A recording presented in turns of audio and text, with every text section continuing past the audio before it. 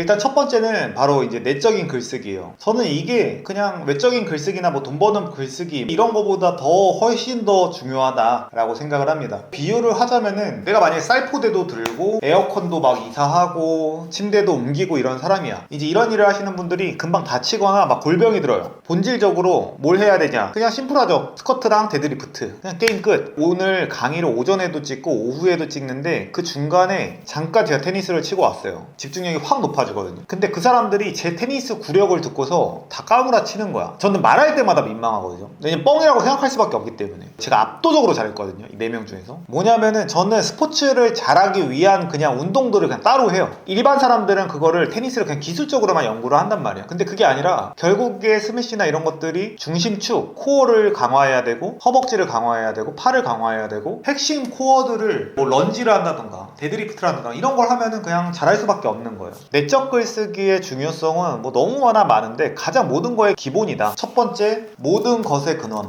내적 글쓰기가 전부예요. 자청의 초자라는 새로운 블로그가 있어요. 내적 글쓰기라는 공간이죠. 제 글도 보면은 제가 외적 글쓰기보다 오히려 내적 글쓰기가 훨씬 많아요. 사실은 내적 글쓰기의 비율을 9대1. 그래서 첫 번째 모든 거의 근원이야. 두 번째로 중요한 거는 장기 기억화. 결국 지혜가 생기는 거죠. 세 번째, 불필요한 프로그램 정리. 그러니까 우리가 예를 들어서 내가 어릴 때 정서적으로 엄마한테 학대를 받았어. 근데 이제 이 정서적으로 학대를 받은 걸로 일평생 가져가는 사람들이 있어요. 그분들은 근데 뭐라고 하는 게 아니야. 근데 그런 것들이 해결이 된다라고 저는 생각을 하거든요. 물론 이제 안 될 정도로 너무 심하게 너무 유아 시절에 그런 경우도 있겠지만 저는 심리 치유라는 게 물론 이제 신경계가 문제가 있으면 약을 먹어야 되지만 일반적인 심리 치유는 상황을 이해하는 데서 출발한다고 생각을 해요. 그래서 저 같은 경우에도 이 말을 할 수 있는 건 제가 10년 동안 이별 상담만 했기 때문에 이별 상담으로 문제들을 해결하고 사람들의 심리를 어루만져 주는데 완전 프로페셔널이기 때문에 저는 자신 있게 말할 수 있는 거예요. 비유적으로 말하면은 불필요한 프로그램 정리라는 거는 그냥 내가 만약에 불편한 감정이 있어 아니면 생각 정리가 안 됐어 그런 거를 정리하는 것도 있지만 네 번째로 심리 치유도 가능해. 인간은 누구나 상처를 받죠. 저는 근데 상처가 거의 없는 것 같아요. 받아도 내적 글쓰기로 그냥 바로 해소를 시켜버리니까 저를 가까이서 본 사람들은 알겠지만 저는 정서적으로 되게 건강한 편이고 그냥 상처라는 것도 없다라고 생각하거든요. 모든 거의 근원이야. 그냥 뇌 강화되고 사기급이죠. 두 번째로는 장기 기억화가 돼요. 지혜가 생기는 거죠. 지혜가 생기니까 남들보다 짧게 살아도 훨씬 더 잘 살 수밖에 없는 거예요. 세 번째, 불필요한 프로그램 정리. 그러니까 내가 5만 가지 생각들이 떠돌고 있어. 그걸 사람들이 몰라요. 프로그램이 10개, 20개가 떠오른 상태에서 또 내가 일을 하고 또 스트레스를 받고 하니까 미친단 말이야. 근데 10개, 20개의 막 해결해야 될 막 문제들, 막 퀴즈들 막 이런 것들이 있는데 이거를 내적 글쓰기로 다 해소해버리면은 너무나 삶이 정서적으로도 좋고 뇌도 효율적으로 쓸 수 있는 거예요. 근데 그거를 글쓰기를 하지 않는 이상 이게 창이 꺼지지 않는다라고 저는 생각을 합니다. 그러니까 우리가 컴퓨터에서 X를 누르거나 Alt F4를 눌러서 프로그램을 끄잖아요. 그래야지 빨라지잖아. 그런 거랑 비슷한 작업이다. 그리고 네 번째는 심리치유. 뭐 이런 건 기본적으로 된다. 여기서부터 지금 핵심인데 내적 글쓰기를 길게 하지 마세요. 그냥 3줄만 해도 되고 5줄만 해도 되고 모든 거의 기본이에요. 글쓰기에 대한 공포심도 없앨 수 있고 짧게 써야 된다라고 저는 생각을 해요. 그래서 5줄만 써보는 것도 중요하다고 생각을 하고 만약에 5줄이 넘어가도 상관없고 만약에 제가 이 영상을 보고 있다면은 5줄을 기본으로 갈 것 같아. 만약에 6, 7줄 쓰면은 5줄로 줄이는 연습을 해보는 거예요. 제가 내적 글쓰기를 그냥 5줄로 한번 보여드릴게요. 이거 애드립으로 하는 겁니다. 어머니는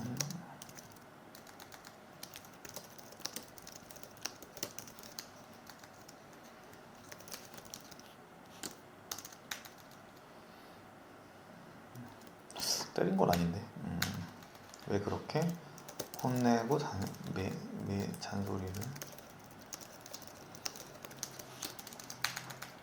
실시간으로 보여드리는 겁니다. 이게 제목이야.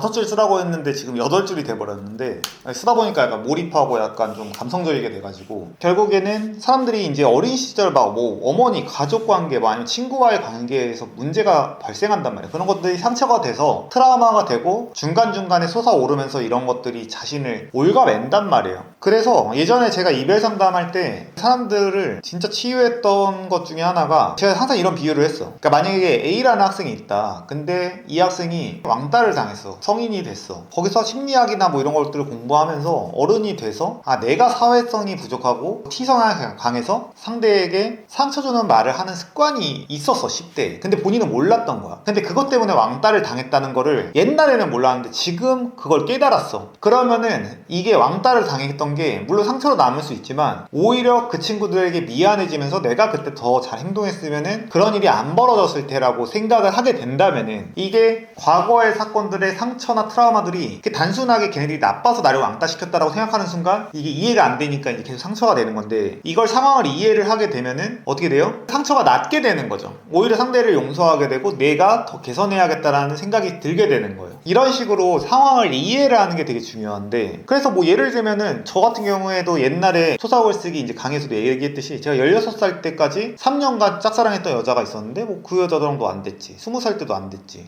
다 안 됐어. 근데 그게 얼마나 어린 나이에 이제 상처였겠어요. 그리고 3년 동안 좋아했는데 알고 보니까 걔네 무리에서 저를 완전히 병신으로 취급하고 있고, 그거를 막 우리 반에서 제일 꼴찌 투표하고. 근데 저는 지금도 전혀 상처가 안 되거든요. 밥 먹다가 앞에 앉은 애가 진짜 족같이도 생겼다라고 했었는데 그때는 좀 충격적이긴 했는데 지금은 그냥 뭐 어쩌라고, 존잘됐는데. 죄송합니다. 장난이고 그냥 그럴 수 있었던 것 같아. 나라도 안 좋아했을 것 같아. 피부도 되게 안 좋고 위생관념도 없지, 맨날 비염으로 콧물 흘리지, 그런 것도 있는데 저는 이제 뭐 계속해서 책을 읽으면서 결국 초사고 상태를 만들어서 그때 막 좋아했던 사람들보다 훨씬 더 괜찮은 사람들을 만나고 있기 때문에 되는 것 같기도 한데, 그냥 그런 것도 결국에는 뇌를 강화하면서 발생을 한 거죠. 어쨌든 글을 다시 보게 되면은, 그러니까 어머니는 왜 10대 시절에 나를 그렇게 혼내고 잔소리를 하고 비하를 했을까? 그러니까 저는 20대 초반까지만 해도 어머니가 진짜 너무 싫었어. 맨날 상처를 줬었어요. 그러니까 어머니가 엄청 말빨이 좋아요. 그래서 얘가 어떻게 하면은 족같을지에 대해서 진짜 너무 잘 알아. 그러니까 얘를 들기도 지금 민망할 정도로 진짜 공격을 잘해요. 그래서 아버지랑 형이랑 저랑 그냥 명절에 뭔가 차를 타고 가잖아요. 그러면 어머니가 한 명씩 공격해. 셋 다 진짜 멘탈이 강하거든요. PD님 저도 보면 알겠지만 제 멘탈이 진짜 강해. 누가 뭐라고 해도 막 앞을 맨날, 오히려 PD님이 막 열받고 저는 그냥 아예 뭘 그러냐 하는 게, 어머니한테 진짜 너무 단련이 돼 있으니까 이게 거의 부처예요. 누가 뭐라고 해도 그냥 어머니의 공격 그 이상을 할 수가 없어. 이게 그만큼 이제 상처를 받았다는 거야. 근데 여기서 글을 보면은 그냥 이렇게 말하곤 했어.